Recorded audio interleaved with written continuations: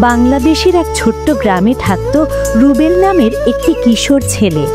বয়স মাত্র 12 বছর। সে তার মা বাবার একমাত্র সন্তান। তার বাবা মজুরের কাজ করতেন আর মা অন্যের বাসায় কাপড় ধুয়ে সংসার চালাতেন। সংসারে অভাব থাকলেও রুবেলের মুখে সব সময় হাসি ছিল। রুবেল স্কুলে খুব ভালো ছাত্র, কিন্তু তার আরও একটা বড় স্বপ্ন ছিল। একদিন সে একটি রোবট বানাবে যেটা মানুষকে কাজ করতে সাহায্য করবে।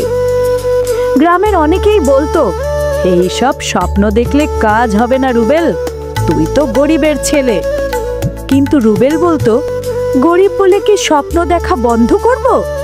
আমি একদিন সবাইকে দেখাবো স্বপ্নের দাম কি। একদিন বিকেলে রুবেল স্কুল থেকে ফেরার পথে জঙ্গলের পাশে যাচ্ছিল। হঠাৎ সে দেখতে পেল মাটির মধ্যে কিছু চকচকে জিনিস। কৌতূহলবশত সে কাছে গেল। ওটা ছিল একটি পুরনো রোবটের মাথা। ধুলো ময়লা জমে গেছে, কিন্তু চোখের জায়গায় নীল আলো ঝিকমিক করছে। রুবেল অবাক হয়ে বলল, এটা তো আসল রোবটের মতো। সে মাথাটা বাড়িতে নিয়ে এলো। সারা রাত সে ভাবল কিভাবে এটাকে চালু করা যায়। পরদিন স্কুল শেষে রুবেল পুরনো ইলেকট্রিক দোকানে গেল।